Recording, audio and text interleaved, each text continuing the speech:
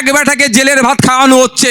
এখন তারা গোষ্ঠীদ্বন্দ্বের নামে চালাচ্ছে কি আমার দেখার দরকার নাই। ফার্স্ট কিন্তু জেলের ভাত এই আইএসএফ তাকে খাইয়েছে। আইএসএফের মামলাতে তিনি অ্যারেস্ট হয়েছে। ওই মামলা কিন্তু অনেকজনের নামেও আছে, বুঝতে পারছেন না?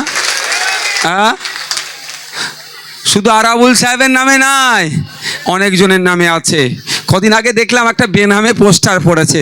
আমাকে মিডিয়ার বন্ধুরা জিজ্ঞাসা করছিল এটা নাকি আইএসএফ যুক্ত আছে। আমি বললাম আইএসএফ ওই তো রাতের অন্ধকারে বেনামে কাজ করবে না। প্রকাশ্য আমি বলছি, রেকর্ড করুন, আরাবুল ইসলাম যে মামলায় জেল খাটছে শওকত মোল্লাকে ওই মামলায় অ্যারেস্ট করতে হবে। এখনো বলছি তো, হ্যাঁ আমরা রাতের অন্ধকারে পোস্টার মারবো? আরে মার খাবো, মাথা ফাটাবে তো দিনের বেলায় মারবো। ও কাপুরুষের মতো কাজ ওদের দলের লোকেরাই গোষ্ঠীদ্বন্দ্বের করছে, আমরা করব না।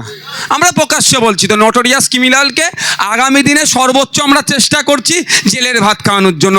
পশ্চিমবাংলা জেলের ভাতের ভালো নয় সেটা আমি দেখে এসেছি। তিহারের জেলের ভাত তো খাইনি।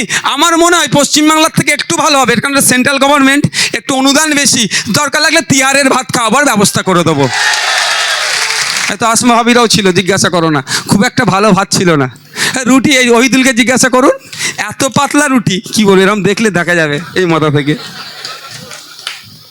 তাই তো ওহিদুল? হ্যাঁ, বুঝতে পারছো না? তবে একটা কথা বলবো, আমি জেল থেকে এতজন বেরিয়েছে, আমি 2-4 জনকে দেখেছি কিন্তু একটু মোটাসোটা হয়ে বেরিয়েছে আমাদের ছেলে, কেন কি জানি।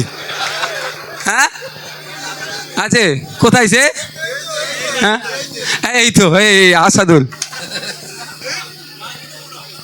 আমাকে যখন জেলে ধরেছে, মানে কলকাতা আমাদের আসমা ভাই আমাদের যাকে ধরেছিল, দেখি একজন আওয়াজ আসছে ভাইজান ভাইজান করছে, আর আসাদুলের চিনা চিনা আবার, তারপর আসাদুল একে একে ধরলো কী করে, ও তো ভাঙড়ে, বলছে ভাইজান আমাকে ধরে নিয়েছে। তো কি হয়েছে আমাদের জীবন থেকে? 42টা দিন, জীবন থেকে 60টা দিন কেটেছে, আর কিছু তো নয়, কিন্তু আমাদের জ্ঞান হয়েছে, আমরা নেতৃত্ব হয়ে উঠতে পেরেছি। আমি ধন্যবাদ জানাই মমতা ব্যানার্জিকে, তার ভাইপো অভিষেক ব্যানার্জিকে। তোমরা গট আপ করে আমাদের নামে মামলা দিয়েছিলে না, জীবনে জেলে যদি না যেতাম, পুলিশ কাস্টডিতে না থাকতাম, বারাইপুর জেলে যদি না যেতাম, জীবনের রাজনীতির একটা বড় অংশ আমাদের অসম্পূর্ণ থেকে যেত। আমি এই জায়গা থেকে ধন্যবাদ জানাই রাজনীতির জ্ঞান অর্জন করার জন্য। একটা অধ্যায় তারা আমাদের অনিচ্ছাতেও পূরণ করিয়ে দিয়েছে।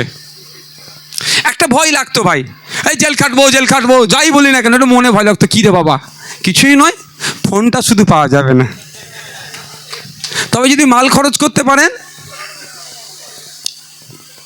ওটা আমি বলবো না, আমি আইনের লোক তো, অন্যায় হচ্ছে ওটা না, সেটা 100 বার সেটা হয়েছে, সেটা তো মাউজ বললাম না, আমরা চাকরি চুরির বিরুদ্ধে লড়াই করেছি। ভাই আমি বলবো আমরা সবাই প্রার্থী আজ থেকে, হবে তো ভাই? কারো অসুবিধা আছে? আমাদের একসাথে চলতে উঠতে বসতে অস্বীকার করার কোনো জায়গা নাই। ভাইয়ে ভাইয়ে আমরা ঠিকঠাক থাকতে পারছি না, আমরা কর্মী সমর্থক, মনোময় কোনো বিষয় থাকতে পারে।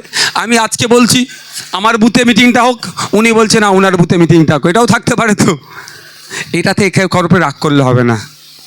আমাদেরকে লক্ষ্য কি করতে হবে? ভাঙড় সহ সারা রাজ্যকে সন্ত্রাসমুক্ত করতে হবে, হিংসামুক্ত করতে হবে।